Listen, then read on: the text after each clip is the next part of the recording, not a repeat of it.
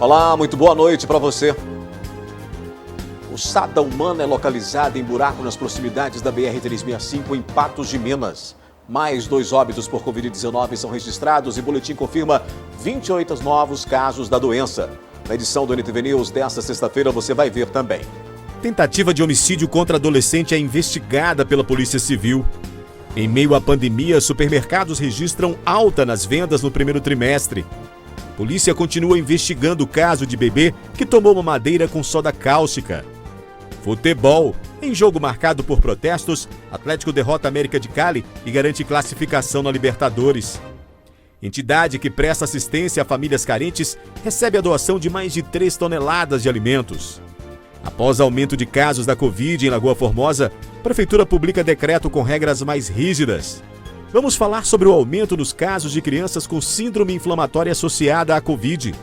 Primeira semana de retorno do ensino presencial nas escolas particulares teve boa participação de alunos.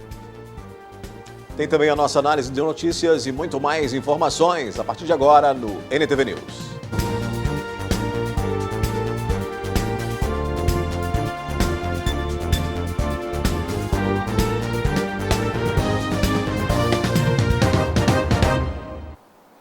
Um acidente envolvendo carro e motocicleta foi registrado na manhã desta sexta-feira no bairro Caramuru e deixou uma condutora ferida. Outros acidentes já foram registrados no mesmo local.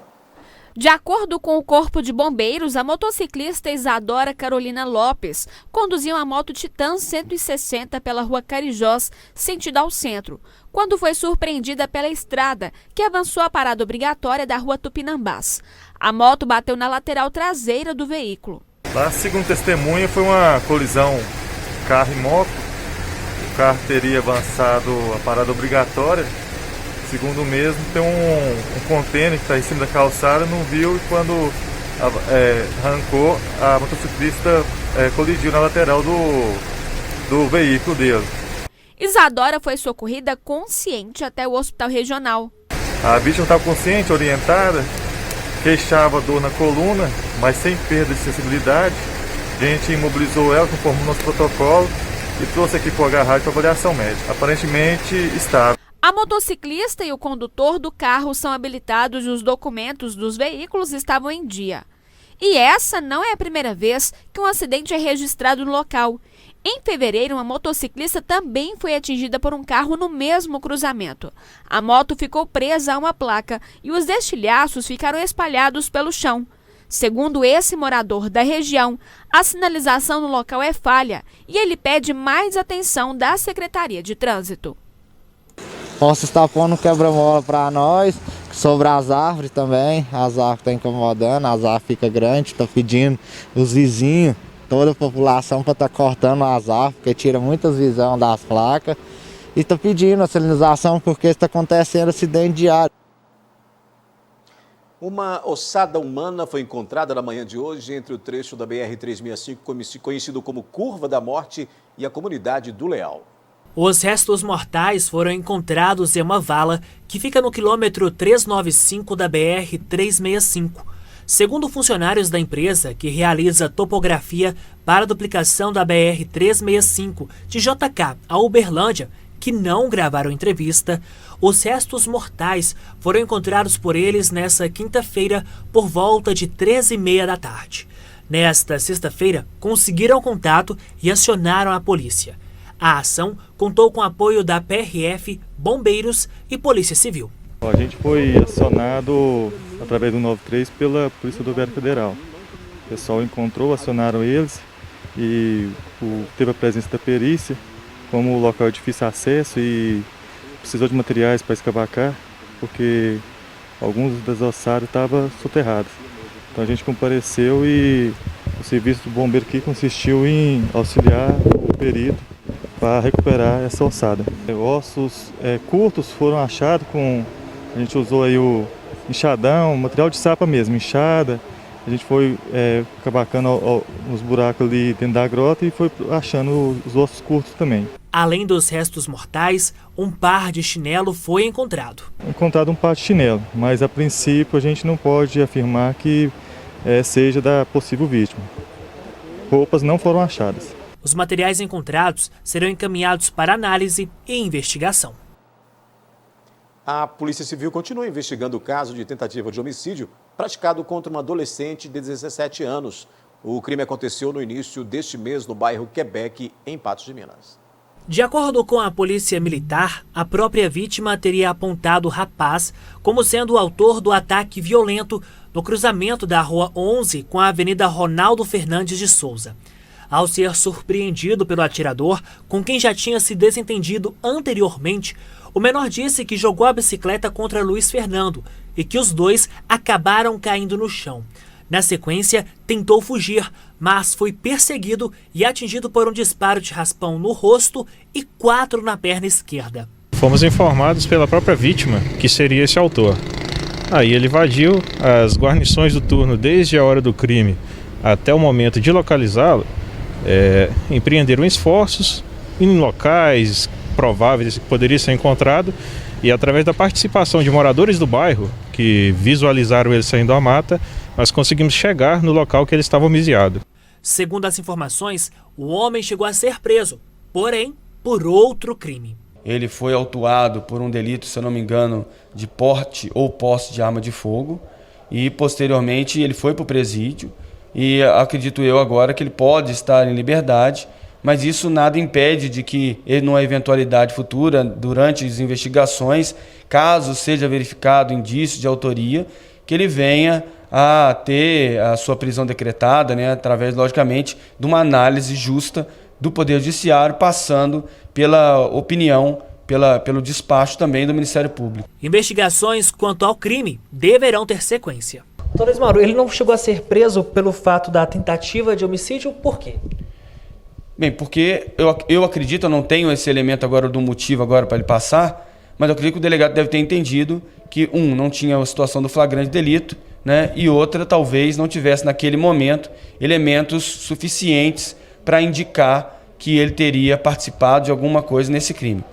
E o que a gente tem que passar para essas pessoas que estão aí nessa pseudo-guerra, ou nesta guerra entre bairros, nessa guerra de gangues, que não é entre bairros, que na verdade os bairros têm pessoas e a maioria são pessoas de bem, seja o Quebec, seja qualquer outro bairro, são pessoas de bem, trabalhadoras que estão lá, mas que esses indivíduos que estão se colocando como ceifadores de vida, que buscam aí uma guerra que não vai dar em nada, que podem ter certeza que a Polícia Civil, através da Delegacia de Crimes contra a Vida, vai buscar elementos suficientes para colocar todos esses que estão buscando matar outras pessoas, estão buscando cometer esses crimes contra a vida, cometer esses crimes que lesam o bem maior da sociedade, que todos serão presos. Daqui a pouco aqui no News a gente fala da tentativa de homicídio contra adolescente que está sendo investigada pela Polícia Civil. Em meio à pandemia, supermercados registram alta nas vendas no primeiro trimestre. A Polícia Civil continua investigando o caso da criança que ingeriu soda cáustica oferecida na mamadeira. Familiares já afirmaram que tudo não passou de uma situação acidental, mas todos os pontos precisam ser esclarecidos nesta investigação. A criança de apenas 3 meses de idade, do sexo feminino, foi levada às pressas pela família até a UPA de Patos de Minas. De lá, ela foi encaminhada até o Hospital Regional, de onde foi transferida para o Hospital João 23, em Belo Horizonte. Lá, a bebê teria passado por um procedimento de endoscopia. Eu saí, deixei a minha neném com a minha sogra, entreguei o leitinho para ela, que ela, já por ser prematura, ela não aceitou a lactação pelo peito, então ela está lactante pela fórmula. Eu deixei a latinha com a minha sogra e com a minha cunhada e saí para resolver alguns problemas com meu marido aqui no centro da cidade. Quando eu voltei, minha sogra me relatou que a neném estava chorosinha, não parava de chorar. Ela começou a mamar o leite, mas não aceitou o leite mais, ela não entendeu por quê que ela não aceitou o leite. E a neném realmente, eu fui pegar, ela estava chorosa, estava remoendo a barriguinha. E eu, no primeiro momento, pensei que poderia ser uma cólica, alguma coisa de neném assim do tipo. Minha sogra veio me devolver a lata de leite. No que ela veio me devolver a lata de leite, onde que eu fui reparar o erro que tinha acontecido. Que eu vi que não era a mesma lata que eu teria dado para minha sogra. O que eu tenho costume, ela me pede as latas vazias do leite. E eu dou pra ela guardar as coisinhas dela. Guarda pó de café numa, guarda bicarbonato noutra, guarda outra coisa noutra. No que eu coloquei a lata no armário, por coincidência, eu deixei a lata perto da lata de bicarbonato de sódio, que ela usa é uma composição mais forte, que possui sódio, tudo, para lavar o banheiro. No que ela pegou e a neném chorou mais tarde, ela entregou, ela fez a mamadeira pensando que era o leite, mas era o outro, porque eu coloquei bem perto uma lata da outra. Pela primeira vez, a nossa reportagem, a avó do bebê explicou o que teria acontecido. Em hipótese alguma, eu pensei uma coisa dessa na minha cabeça. Uma soda com a neta minha, bebê. Eu sempre olhei as outras crianças dela, a mais velha, o outro do meio. Sempre arrumei leite para eles, nunca tive problema desse jeito, não. Eu não sei o que aconteceu, foi um distúrbio assim tão rápido que as latas estavam tão perto uma da outra, que ela levou a lata e pôs lá para mim, e a da bicarbonato estava do lado. Arrumei 180 ml de água na mamadeirinha dela e 4 medidorzinhos de bicarbonato. Só que eu pus, ela mamou só um pouquinho, não quis. Aí eu não insisti também. A Polícia Civil investiga o caso. Familiares foram ouvidos e houve contradição em depoimentos. Sim, houve algumas controvérsias, né? Algumas modificações de um primeiro depoimento para um segundo depoimento, o que dá um alerta para que a gente tenha mais cuidado ainda nessas investigações e possa, como falei, repassar isso aí ao Ministério Público, que é o dono do lícito da ação, os elementos indicativos positivos ou, eventualmente, negativos sobre um eventual crime que possa ter acontecido. Mais pessoas serão ouvidas e outras avaliações serão feitas. Nós vamos ouvir ainda outras pessoas que têm relação ou têm conhecimento sobre o fato. Nós vamos pedir, e já pedimos ao hospital, para que encaminhe para nós, caso ainda exista parte da substância ou a substância que eles fizeram a verificação lá do pH, né, e que reportaram ao Conselho Tutelar que seria soda cáustica, para que a gente possa então fazer também pela perícia da Polícia Civil esse tipo de análise e confirmado isso aí, dar andamento na materialidade delitiva. Os supermercados tiveram aumento nas vendas do primeiro trimestre deste ano em comparação com o mesmo período do ano passado. O setor apresentou uma alta de 7% nas comercializações. Segundo a Associação Brasileira de Supermercados, as vendas nos supermercados tiveram alta de 7,6% no primeiro trimestre deste ano em relação com o mesmo período de 2020. É uma elevação de faturamento, né? Mas o faturamento ele não reflete a realidade que nós estamos vivendo. Porque o faturamento não quer dizer ganho de dinheiro líquido, né? Ganho de margem líquida. Apesar dessa alta do trimestre deste ano em comparação ao de 2020, para o quadrimestre, janeiro, fevereiro, março e abril deste ano, em relação ao de 2020, é esperada uma baixa. Essa baixa que pode variar de 6% a 8% nas vendas. Todo mês a gente compila esses dados, e esses dados foram feitos até março, onde nós tínhamos o vale, né, que o governo federal passava para os nossos cidadãos, aqueles que estavam necessitando. Esse vale acabou e houve uma desaceleração a partir de abril, onde houve uma queda de 8% em relação ao quadrimestre passado, do ano passado.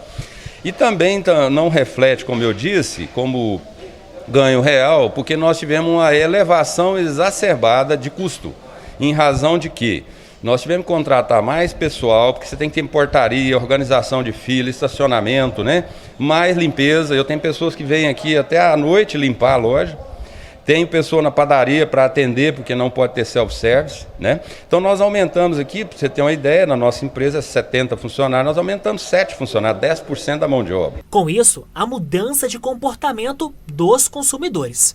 Dona Fátima foi cedo fazer as compras. Na lista, somente itens essenciais. Eu tô comprando um pouco de coisa assim que tá faltando em casa, né, para complementar a compra do mês e vou pegar também algumas verduras, né? Nada de produtos supérfluos. Supérfluo não tá dando não, eu coloco o essencial mesmo. E às vezes nem dá para levar. os preços do supermercado subiram mais do que os demais preços. E o porquê disso? O impacto do diesel e da gasolina impacta no custo dos alimentos desde que sai da lavoura, passando para a beneficiadora até chegar nas gôndolas do supermercado. O custo do transporte impacta nesse aumento de preços. Além disso, o ano passado e esse ano, com a crise econômica que o país vem passando, muitos dos setores de aluguéis, de serviços, conteram a elevação de suas tarifas, porém as pessoas precisam continuar comendo. E com isso, então, a pressão nos alimentos se deve principalmente porque todas as outras tarifas não puderam ser reajustadas e as pessoas continuam se alimentando, buscando supermercado. Então essa demanda se manteve enquanto toda a nossa atividade econômica se retraiu ano passado. E com isso, de novo, pressiona os preços no supermercado. A recomendação para este período, quanto aos empresários, é para que façam planejamentos. Os empresários se organizar nas suas lojas, né? Reduzir despesas desnecessárias, né? Manter o quadro de funcionário, porque a pandemia vai passar. E aquele que estiver preparado com a sua estrutura, certamente ele vai sair vitorioso lá na frente, não é?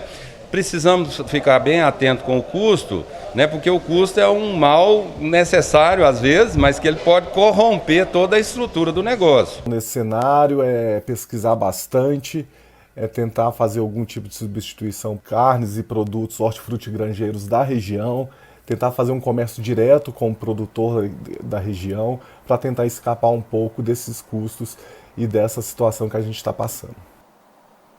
Em instantes aqui no News, a gente confere como é que fica a previsão do tempo para o fim de semana. Vamos falar de futebol, hein? Em jogo marcado por protestos, o Atlético derrotou o América de Cali e garantiu classificação na Libertadores. E entidade que presta assistência a famílias carentes recebe doação de mais de 3 toneladas de alimentos. Confusão geral em Barranquilla, na Colômbia. Os jogadores do América de Cali e do Atlético Mineiro tiveram que superar os efeitos do gás lacrimogênio e tensão fora do estádio e seguir com a partida pela Copa Libertadores. O jogo, longe de ser um espetáculo em meio ao caos, foi de vitória para a equipe alvinegra, que garantiu a classificação para as oitavas de final da competição. O barulho era de bombas. Caos em Barranquilla, na Colômbia. Pelas ruas, os moradores protestam há 2 semanas. Empunham cartazes: se não há paz, não há futebol. Essa semana, a partida entre Júnior Barranquilla e River Plate aconteceu em meio a esse cenário. Na semana passada, 3 foram transferidas para o Paraguai. Os manifestantes são contra a reforma tributária que já foi retirada pelo governo, mas pedem melhorias. Sem acordo, confusão sem controle. E tudo isso refletiu dentro de campo. No estádio Romélio Martinez, por conta dos efeitos do gás lacrimogênio, jogadores passando mal, ficaram com olhos vermelhos, narizes irritados, sofreram com as náuseas, tiveram o rendimento prejudicado e as pausas na partida foram necessárias para minimizar os efeitos do gás. Pior coisa da minha vida. Particularmente nunca tinha passado por isso. Não tinha condições. Tanto que a gente não conseguia ficar dentro de campo porque realmente ardia tudo. O olho, a garganta, o nariz, tudo. E uma das piores sensações que eu já passei dentro de um campo de futebol. Então espero nunca mais passar. Mesmo com todas essas dificuldades, a Conmebol não quis paralisar a partida. Restou então aos jogadores um esforço sem medidas dentro de campo. Entre idas e vindas, paralisações e voltas, o Atlético abriu o placar com Hulk depois de passe preciso de Guilherme Arana. A reação do América de Cali foi rápida e Moreno empatou. O primeiro tempo terminou depois de 61 minutos e 4 paralisações. Na etapa final, a partida também foi interrompida por conta dos efeitos do gás lacrimogênio. O Atlético manteve a superioridade. Aos 8 minutos, Guilherme Arana recebeu passe de Savarino e marcou um golaço. Gol bonito também para fechar a partida foi de Vargas, depois de bela assistência de Diego Tardelli. A vitória por 3-1 garantiu a classificação do Atlético para as oitavas de final.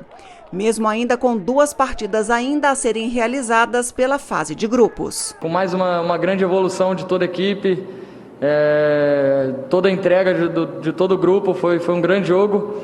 E é o que essa Copa pede, né? Essa entrega, essa raça de jogo após jogo, e que a gente possa manter esse caminho, evoluindo jogo após jogo, para que a gente vá crescendo dentro da competição e, quem sabe, a gente chegue na final para buscar o título. Valeu a superação, né?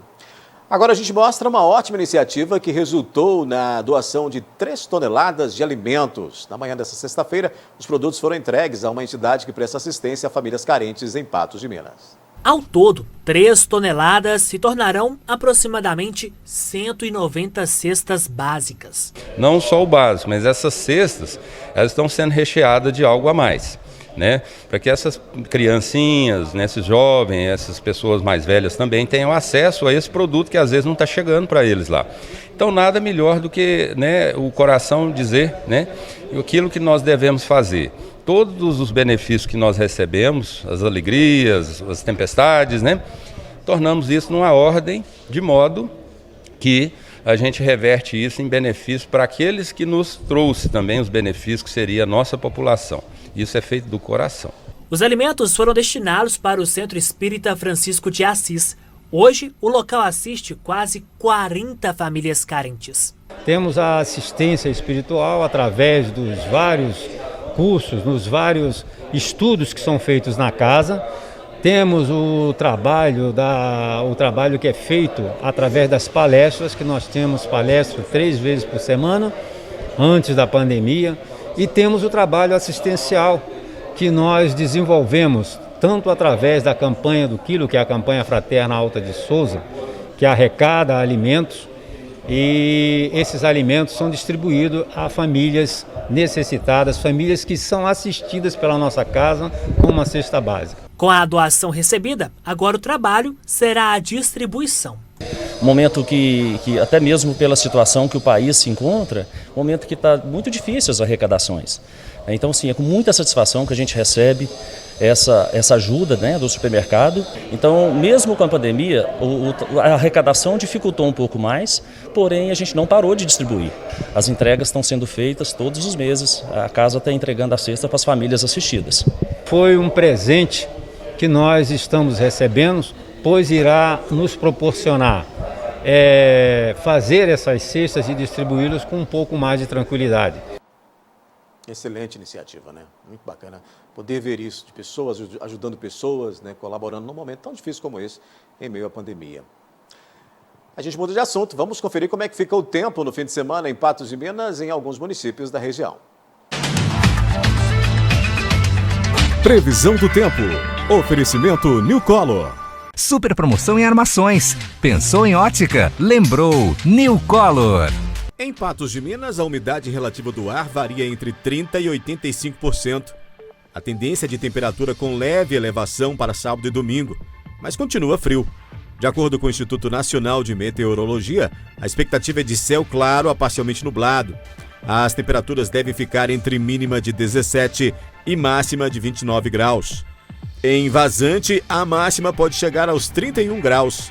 Em Varjão de Minas, a previsão é de mínima de 18 e máxima de 27 graus. 27. E em Varjão de Minas, mínima de 11 e máxima de 24 graus. Temperatura máxima de 29 graus. E em São Gotardo, os termômetros devem oscilar entre mínima de 18 e máxima de 28 graus.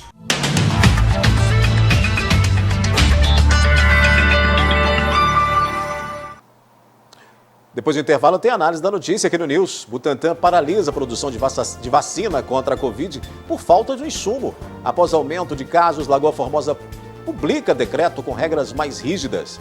Vamos falar também de mais 2 óbitos que foram registrados em Patos de Minas e também a confirmação de mais 28 novos casos da Covid-19.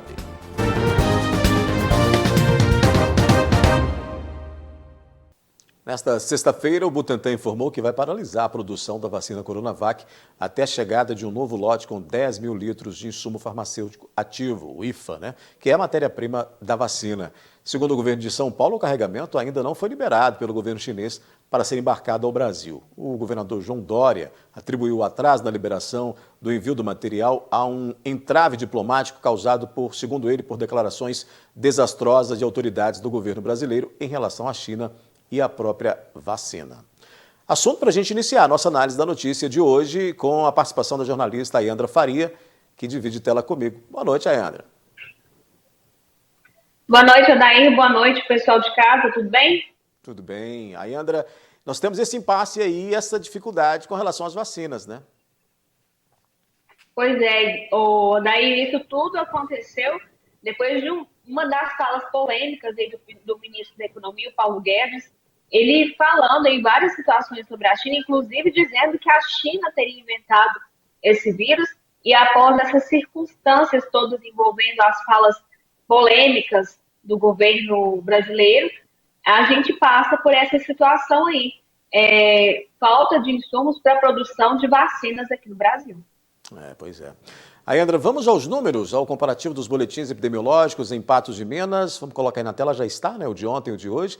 São mais 2 óbitos, né, que foram registrados, Ayandra, sendo uma mulher de 67 anos que faleceu na quarta-feira e um homem de 79 anos que morreu no dia 14 de abril, mas somente agora entrou nesta triste estatística, que chega, portanto, aí a 435 vidas perdidas para a Covid-19, né? Pois é, Odair, mais de 25 casos confirmados de ontem para hoje. E aí chamam a atenção uma situação que nós aqui da NTV sempre falamos em nossos telejornais, nos programas, essa situação da subnotificação. Um caso registrado há muito tempo, um caso que aconteceu há muito tempo, mas só agora lançado no Boletim Epidemiológico de Patos de Minas. Isso desmotiva a gente, porque os números já são alarmantes, já são altos, 435 óbitos, mas sabendo aí que novos óbitos e casos podem ser lançados a qualquer instante no boletim. Pois é. A gente faz também aquele comparativo de leitos, né, que é um panorama que a gente está sempre acompanhando com relação às internações, né, a ocupação de leitos clínicos, que passou a ser preocupante, ainda tem um percentual elevado, né, Ayandra, apesar das oscilações que se apresentam a cada boletim, a cada dia aí, nessas atualizações, então, das ocupações hospitalares, tanto na rede pública como privada.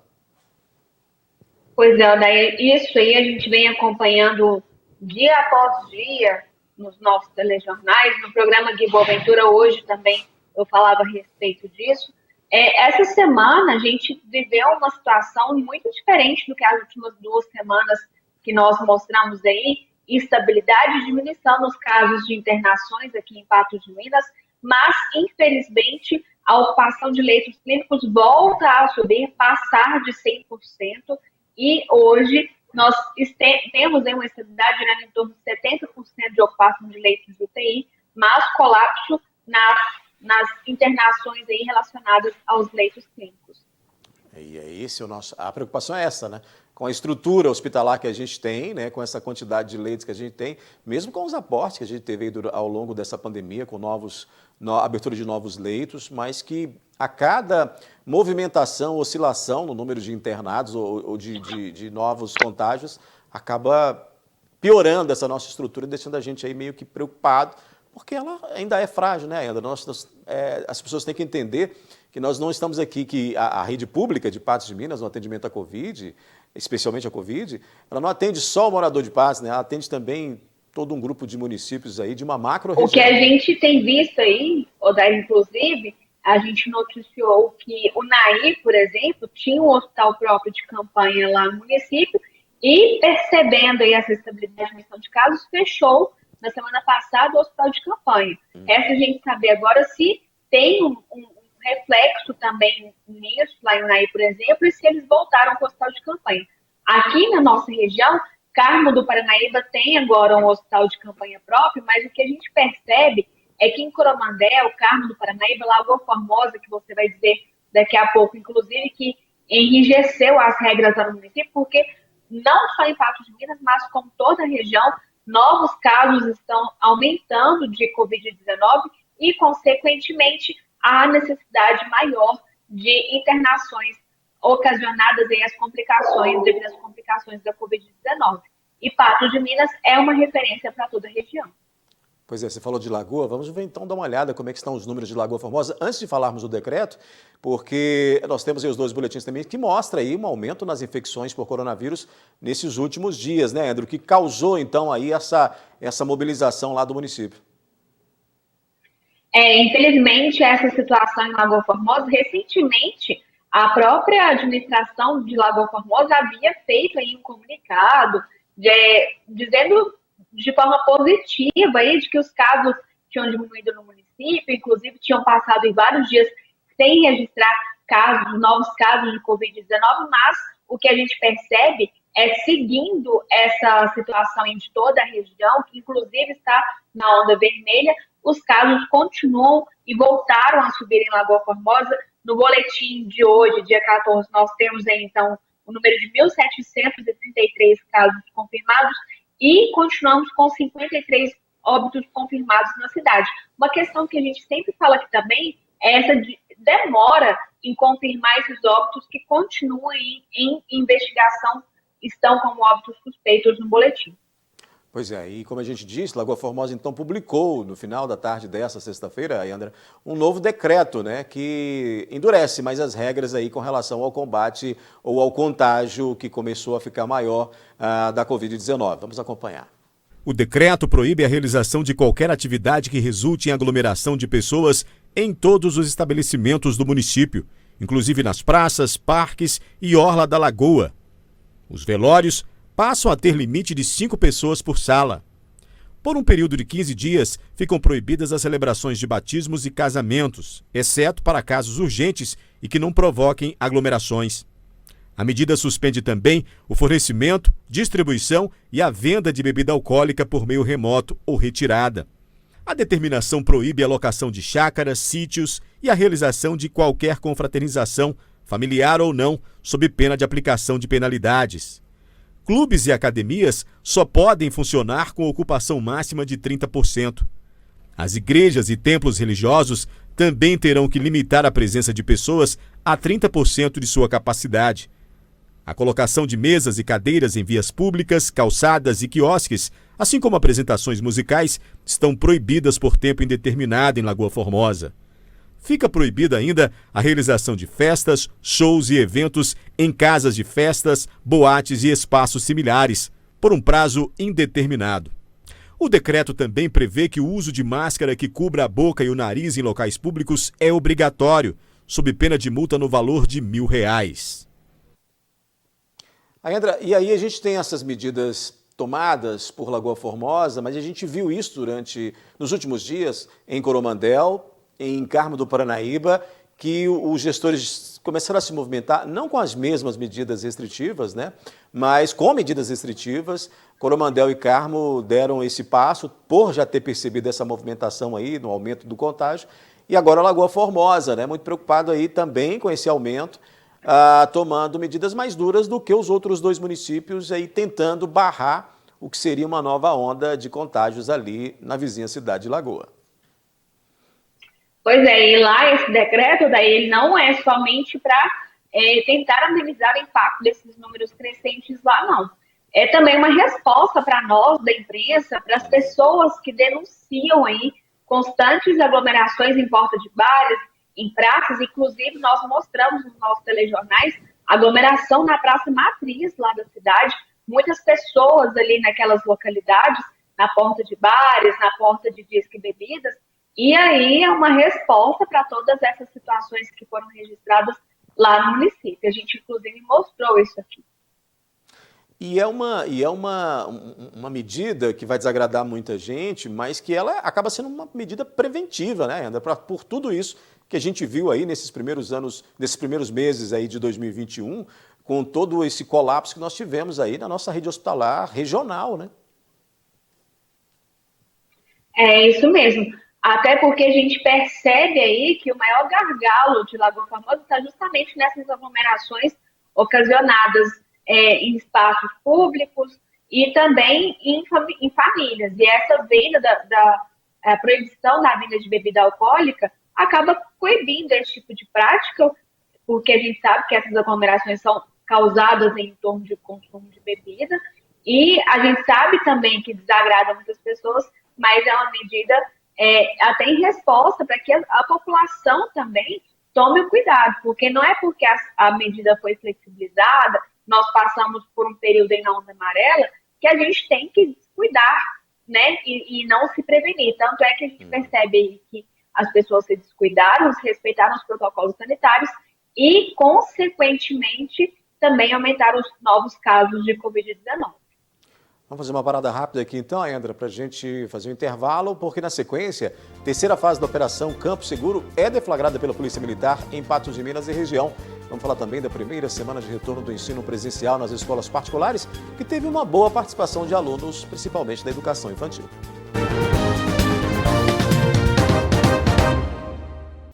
A primeira semana de retorno do ensino presencial nas escolas particulares em Patos de Minas teve boa participação de alunos. O balanço inicial da retomada das atividades é considerado positivo. Já era de se imaginar essa cena.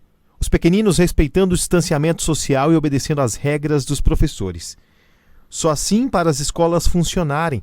As aulas nas instituições particulares em Patos de Minas foram retomadas essa semana por uma liberação feita pelo governo do estado. Em todas, o ensino híbrido, onde um pouco vem para a escola e o restante fica em casa, está sendo executado. Para garantir a segurança, as instituições tiveram que se adaptar e treinar seus professores.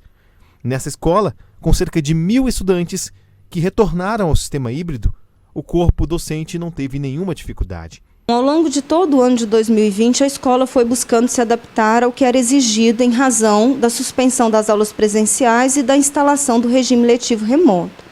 Investiu em tecnologia, em treinamento de professores. E quando foi possível, no final do ano, e com a onda amarela, a liberação dos cursos livres, como nós temos turmas de pré-vestibular, no final do ano passado, por quase 4 meses, até janeiro, a época do Enem, nós tivemos as turmas de pré-vestibular. Então, a escola já tinha todo o seu equipamento montado, todo o investimento em tecnologia, e os professores, né, já tinham essa experiência do regime híbrido, de estar na sala de aula e transmitir essa aula, né, ao vivo para os que estavam em casa acompanhando de forma interativa. Distanciamento social, uso de álcool em gel, máscara, tudo isso faz parte da vida das pessoas neste novo normal com a volta às aulas. Nesta escola, por exemplo, em outras da cidade de Patos de Minas, professores foram treinados para a presencialidade. O mesmo conteúdo que é ensinado aqui, nesta aula de educação física, vai direto para a casa daqueles que não querem voltar à presencialidade, através do apoio do aporte tecnológico. Ainda não estamos num ambiente, em relação à pandemia, 100% seguro, né? Então, as famílias ainda esperam ampliação da vacinação, um controle mais efetivo da doença, né, da transmissão. Então, ainda não são todas as famílias que sentem-se seguras em encaminhar os seus filhos à escola, por conta da situação global. Então, isso não é obrigatório, né? Existe o resguardo da lei em relação a isso, é uma escolha da família e a escola está preparada para atender. O retorno de estudantes do ensino infantil nas escolas particulares foi de 90%, bem maior se comparado aos alunos do ensino fundamental, médio e curso de vestibulares, que foi de 30%. A preocupação maior dos pais estava sendo com a socialização. Porque as crianças isoladas em casa, elas estavam tendo problemas comportamentais, né? Até uma tendência a ter uma depressão, porque a falta, né, do colega, de conversar, brincar, para uma criança é cruel, né? De acordo com essa coordenadora pedagógica, os alunos do ensino infantil parece que já vieram para a sala de aula treinados.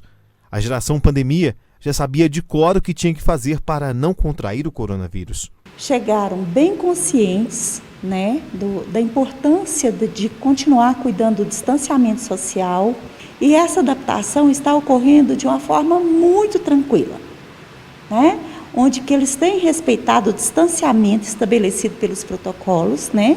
Então, nós não estamos percebendo nenhuma dificuldade, né, por parte deles.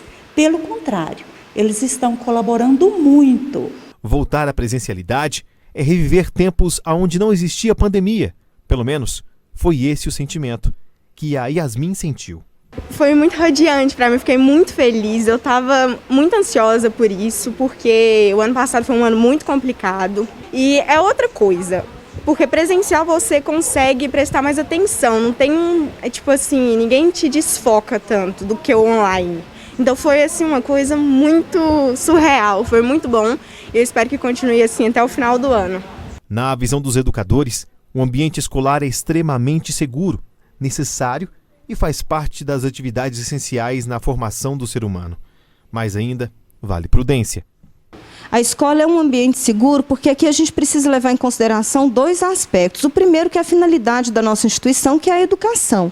Então é preciso que transformar a aula presencial numa aula remota não é simplesmente gravar uma aula, é preciso que haja toda uma adequação do processo pedagógico.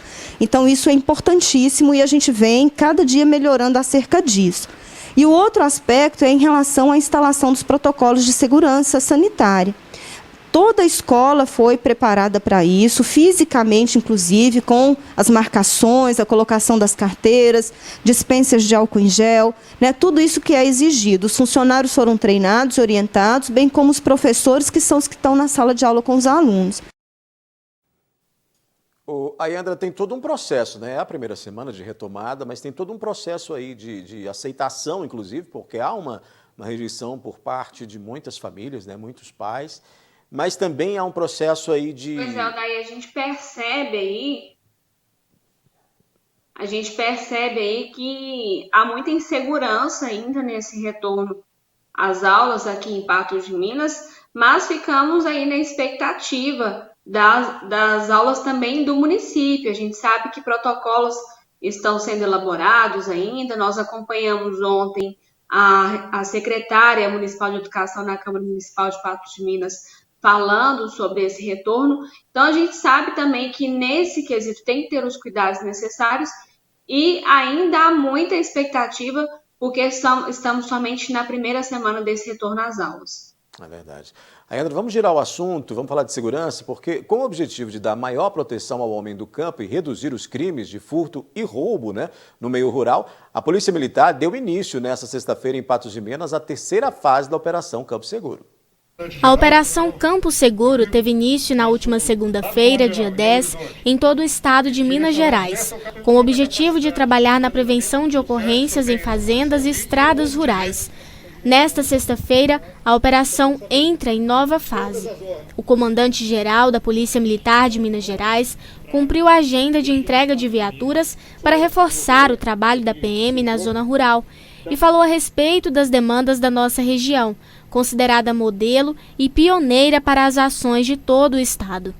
Essa operação é em todo o nosso estado, mas aqui que é o berço da patrulha rural, né, onde ela iniciou, né, com essas iniciativas foram em razão das demandas, das necessidades dos próprios moradores, e o nosso objetivo é reduzir o medo do crime, né, e ampliar a sensação de segurança, diminuir o crime na zona rural, né, porque hoje, já devido à atração, né, nós temos pessoas, né, que procuram o crime nessa região. Então, nós estamos desenvolvendo essas ações por determinação do comando da instituição, pelo planejamento do Coronel Godinho, que é o diretor de operações, e aqui como temos uma tradição, uma região rural e uma tropa especializada em prestar esse tipo de segurança ao produtor rural, a vinda do nosso comandante-geral demonstra que nós estamos aqui no caminho certo, com redução de criminalidade, e o produtor rural pode ter certeza. Estamos fazendo todos os esforços, em conjunto com a Polícia Civil, integrando e encaminhando ações ao Ministério Público, encaminhando ao Judiciário. As nossas forças, em conjunto, vão resultar bons frutos para o produtor rural, para o homem do campo. Falou ainda da patrulha rural e da rede de produtores que mantém contato uns com os outros e com a Polícia Militar, e da importância dessa comunicação para auxiliar o trabalho dos militares na zona rural. Eles têm uma rede que consegue acionar a Polícia Militar, consegue um pelo outro, assim como nós também estaremos atuando por eles. Então facilita a chegada da viatura, o endereço, o local, porque quando um produtor rural ele solicita um apoio da Polícia Militar, às vezes é difícil falar exatamente o endereço onde ele está. Então são essas essas criações aqui que facilita. Hoje nós temos códigos, nós temos várias formas de chegar mais rápido e prestar o apoio que o produtor, ou seja, o morador rural, ele precisa. De acordo com o Coronel Godinho, a extensão da Operação Campo Seguro é uma forma de potencializar o trabalho da PM nas áreas rurais e de aproximar a figura militar do produtor rural, para maior sensação de segurança e redução da criminalidade. É trazer segurança do grande ao pequeno proprietário, que tem trabalhado, e o nosso estado tem dado mostras de recorde no agronegócio. Aqui nessa região, é uma região que realmente tem um negócio rural muito forte e tem feito um comando muito proativo no sentido de diminuição de criminalidade. E a Polícia Militar em todo o estado, nesse exato momento, está com essa operação Campo Seguro. Nas primeiras fases da operação, a Polícia Militar também realizou o trabalho de visitação aos produtores, a fim de orientá-los nesse combate à criminalidade. Os trabalhos na região também têm contado com a parceria da Polícia Civil, que igualmente tem atuado de maneira efetiva e eficaz nas áreas rurais da nossa região. Aqui em Patos, a gente já vem fazendo isso, né? E hoje é um lançamento de um projeto em que vem a reforçar essa integração entre as duas instituições no combate à criminalidade voltada para o homem do campo, dando essa segurança que tanto se espera. E com certeza Patos de Minas e região vai ter esse enriquecimento nessa segurança do campo. Ayandra, é altamente necessário, né, que o Estado e que as forças de segurança tenham esse olhar para o campo, para esse setor que quase sempre é afetado pela criminalidade. Pois é, Odair, a gente está vendo, então, essa operação, a primeira fase dela foi lançada aqui em Patos de Minas pela Polícia Militar, e a partir daí ganha repercussão em todo o estado, porque se sabe da importância desse trabalho realizado nesse período agora, importante para o meio rural, período de colheita, e tanto no apoio a situações que possam acontecer na zona rural, como no combate preventivo também a esse tipo de crime, e dando orientações a esses produtores. E destaca o trabalho da Polícia Militar, que vem sendo realizado aí com a Patrulha Rural, e destaca também o serviço da Polícia Civil. A gente viu a fala do doutor Érico Rodovalho aí, falando sobre essa situação, até porque somente nessa semana mais de 70 cabeças de gado foram recuperados aqui nas propriedades rurais de Patos de Minas, e que haviam sido furtados em Uberaba e em cidades do Triângulo Mineiro. Então, se destaca esse trabalho realizado, porque a gente sabe a importância deste tipo de combate no crime também na zona rural. E parabéns aí para a Polícia Militar de Patos de Minas, que está servindo de exemplo para todo o estado. Ayandra, com essa a gente então termina a nossa análise da notícia de hoje. Obrigada pelo espaço aqui, Odair, e estou aqui à disposição para voltar a qualquer momento. Boa noite para você e para o pessoal de casa. Boa noite para você, obrigado, Ayandra. Outras notícias você acessa o portal patujá.com.br. O NTV News volta amanhã, às 19 horas, em nova edição. Boa noite, até lá.